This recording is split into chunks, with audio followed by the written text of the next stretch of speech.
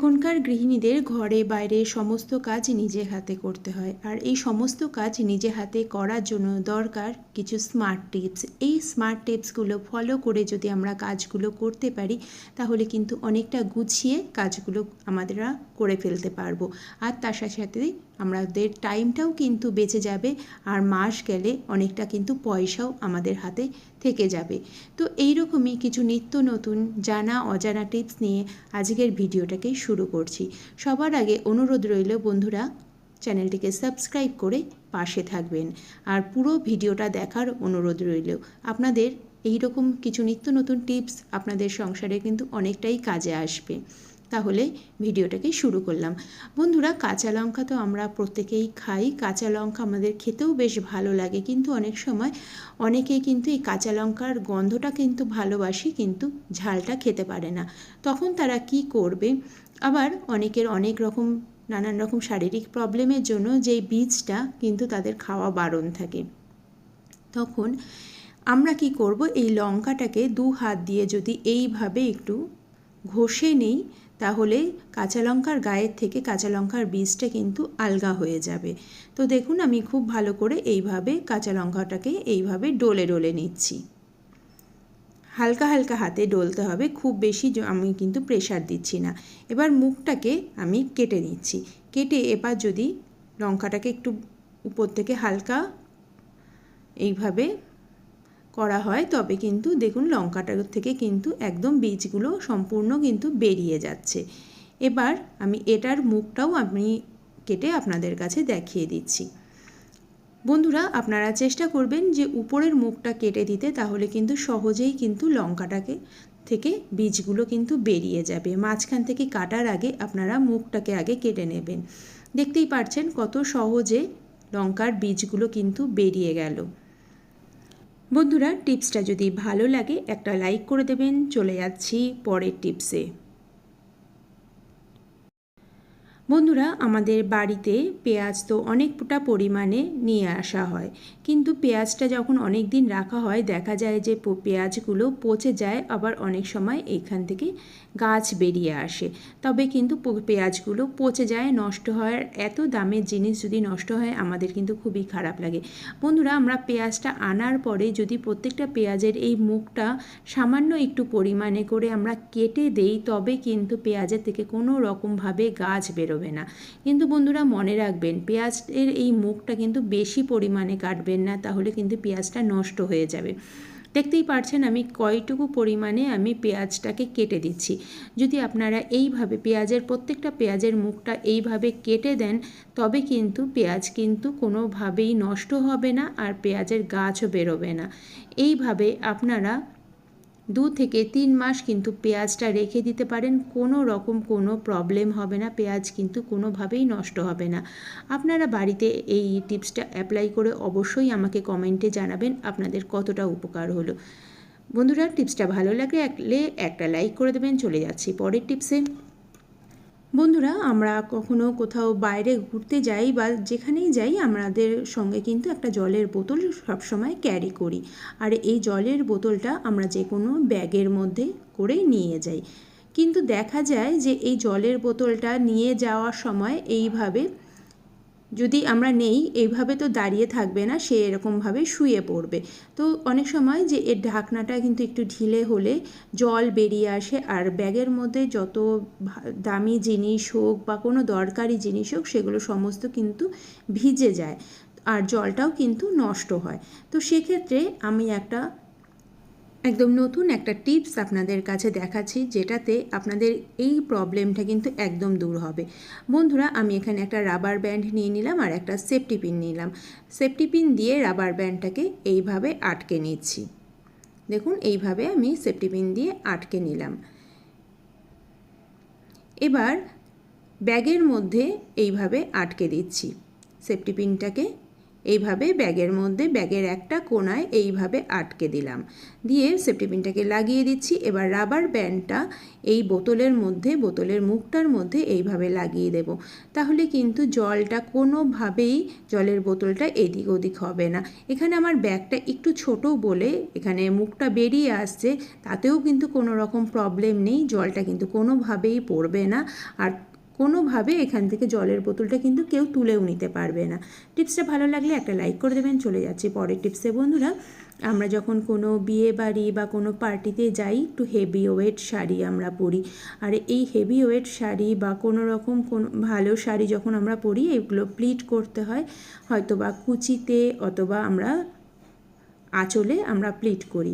তো এই প্লিট করার সময় আমাদের এই প্লিটটাতে তো সেফটি পিন লাগাই, আর এত মোটা যখন প্লিটটা যখন মোটা হয়ে যায় তখন কিন্তু সেফটি পিনগুলো খুব একটা ভালোভাবে গাঁথতে চায় না। সেফটি পিনগুলো অনেক দিন ধরে যদি ঘরের মধ্যে রেখে দেওয়া হয়, একটা জং পড়ে যায়, খুব সহজে কিন্তু সেফটি পিনগুলো লাগে না। তখন একটা ঘরোয়া উপায় আমরা যদি ব্যবহার করি তাহলে কিন্তু সহজেই আমাদের এই প্রবলেমগুলো কিন্তু সলভ করতে পারবো।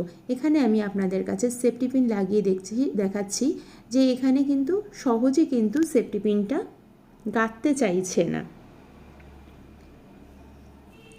দেখুন, সহজে কিন্তু আমার এখানে হচ্ছে না, কারণ এটা খুব মোটা হয়ে গেছে। তো আমি এখানে একটা সহজ উপায় কিন্তু আপনাদের কাছে দেখাচ্ছি, যেটাতে খুব সহজেই আপনাদের যে ঘরে যে কোনো সেফটি পিন হোক বা সুচ হোক, আপনাদের খুব ভালোভাবে কিন্তু ধারালো হয়ে যাবে। অনেক দিন ধরে ব্যবহার করতে করতে এগুলো কিন্তু একটু ভোঁতা হয়ে যায় বা জং ধরে যায়। আপনারা এইভাবে সুচ কিন্তু এইভাবে কাজ করাতে পারেন। দেখুন, এখানে আমি চা ছাকার এরকম স্টিলের ছাঁকনি নিয়ে নিয়েছি। স্টিলের ছাঁকনি অবশ্যই নিতে হবে। এইভাবে স্টিলের ছাঁকনির মধ্যে সেফটি পিনটাকে ঘষে দিচ্ছি। আপনারা বন্ধুরা এইভাবে সুতোর ক্ষেত্রেও কিন্তু এইভাবে কাজটা করতে পারেন। অনেক সময় দেখা যায় যে আমাদের কোনো জিন্স টাইপের মোটা কোনো জামা বা প্যান্ট যখন আমরা সেলাই করি, তখন কিন্তু সহজে সুচগুলো কিন্তু গাঁথতে চায় না। তখন যদি আমরা এই সুচ আমরা এইভাবে ছাঁকনির মধ্যে একটু ঘষে নিই, তাহলে কিন্তু বাড়িতেই আমরা খুব সহজেই সুচ বা সেফটি পিন কিন্তু ধার দিতে পারবো। এবার কিছুটা ঘষে নেওয়ার পরে আপনাদের কাছে দেখিয়ে দিচ্ছি কত সহজেই আমার এই প্রবলেমটা কিন্তু সলভ হয়ে গেল। দেখুন, এটাকে খুব সুন্দরভাবে গেঁথে নিলাম, গেঁথে এইভাবে লাগিয়ে দিলাম। আমার প্রবলেমটা কিন্তু একদম সলভ হয়ে গেল। তো বন্ধুরা, টিপসটা ভালো লাগলে একটা লাইক করে দেবেন। চলে যাচ্ছি পরের টিপসে। বন্ধুরা, আমাদের বাড়িতে হয়তো অনেক মেম্বারই থাকে যারা 24 ঘন্টা চশমা পরে। তো সেখানে চশমাগুলো কিন্তু একদম ঘষে যায়, চশমাগুলো কিন্তু একদমই ভালো থাকে না। তো সেখানে আমি কি করব, একটু ভেজলিন খুব সামান্য পরিমাণে আমি হাতে নিয়ে নিলাম।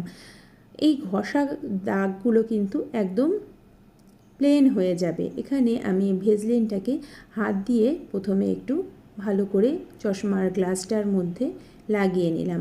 এবার একটা কটন নিয়ে খুব ভালো করে ঘষে ঘষে মুছতে হবে, তাহলে কিন্তু চশমার যে ঘষা দাগ বা কোনো রকম নোংরা থাকলে সেটা কিন্তু একদম পরিষ্কার হয়ে যাবে।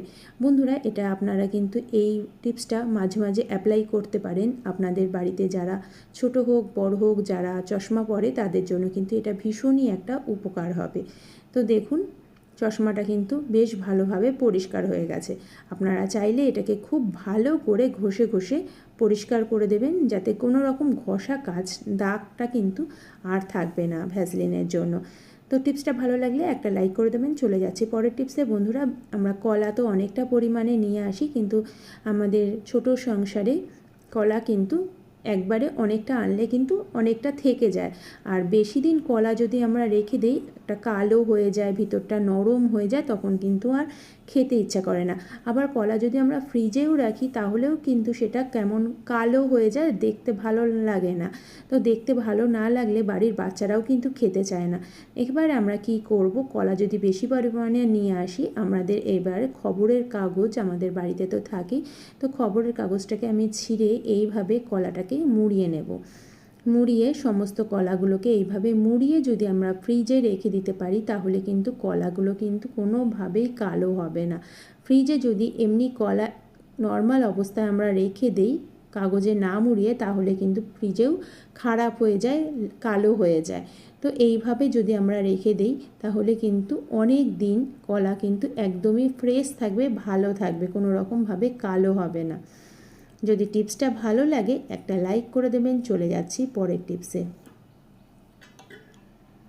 বন্ধুরা, আমরা ডাঁটা বা সজনে ডাঁটা এই ধরনের জিনিস আমরা ফ্রিজে যদি এনে বেশি দিন রাখি তাহলেও কিন্তু একদম শুকিয়ে যায়, অথবা যদি বাইরে রাখি তাহলে তো আরোই একদম শুকিয়ে যায়, কিন্তু ফ্রিজে রাখলেও কিন্তু বেশি দিন ভালো থাকে না।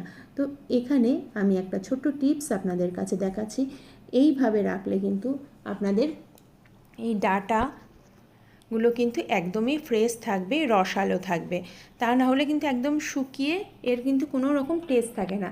তো এখানে দেখতে পাচ্ছেন আমি একটা কিচেন টাওয়াল নিয়েছি, কিচেন টাওয়ালটাকে হালকা একটু ভিজিয়ে নিয়েছি। এবার আমি এই ডাঁটা বা সজনে ডাঁটাটাকে এইভাবে রেখে নিলাম। এবার ভালো করে মুড়িয়ে দেব। এবার এই অবস্থায় আপনারা ফ্রিজেও রেখে দিতে পারেন অথবা আপনারা বাইরেও রাখতে পারেন।